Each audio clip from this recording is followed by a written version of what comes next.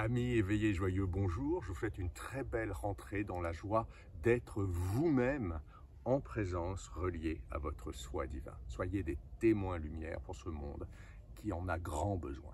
Aujourd'hui, une vidéo sur un sujet épineux, la mère toxique.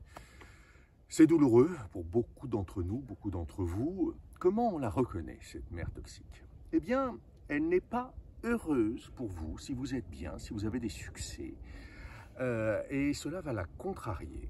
En revanche, si vous avez des difficultés, des épreuves, elle va en profiter pour vous casser davantage, pour vous dévaloriser et pour paraphraser par des « je te l'avais bien dit, c'est bien fait ». Alors on se dit, mais comment une mère qui a donné naissance à un être peut se comporter ainsi? Cela prend sa source, je dirais, de manière pernicieuse, cachée le plus souvent, par des êtres qui ne s'aiment pas suffisamment eux-mêmes et donc qui entretiennent une telle frustration vis-à-vis de leur être, un tel masochisme qu'ils reportent cela sur leur enfant. Également, cela peut venir du fait que votre mère ne vous a pas désiré. Vous êtes donc arrivé, vous n'étiez pas prévenu au programme, et elle vous en a toujours voulu, ou alors vous êtes arrivé avec une identité, une polarité sexuelle qui ne correspondait pas à son souhait. C'est-à-dire vous étiez un garçon alors qu'elle voulait absolument une fille, ou l'inverse. Vous étiez une fille alors qu'elle voulait un garçon, et elle continue peut-être de vous le faire payer. Ça, ce sont ses raisons à elle. Nous devons absolument dépasser cela, gérer cela dans notre vie pour que ça nous rende plus forts, plus dans l'amour de nous-mêmes. Il n'y a pas 150 solutions. Il ne faut plus avoir besoin de son approbation. Il ne faut plus avoir besoin de lui plaire. Il ne faut plus avoir besoin de sa reconnaissance. Et je vais même plus loin. Il ne faut plus avoir besoin de son amour.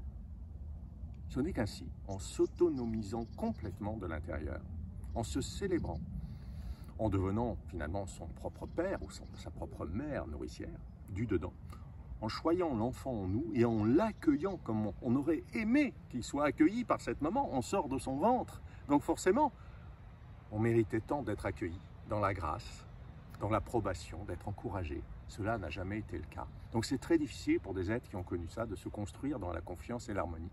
Mais vous pouvez y arriver. Vous pouvez vous affranchir de ce besoin, de cette quête toujours bafouée, parce que si vous en avez besoin, cela crée une faille en vous dans laquelle la mère toxique peut s'infiltrer pour vous casser. Vous n'avez pas besoin de ça, vous n'avez plus besoin de ça dans votre vie aujourd'hui. Vous avez besoin d'être célébré, de vous reconnaître absolument, intimement dans l'unité de ce que vous êtes.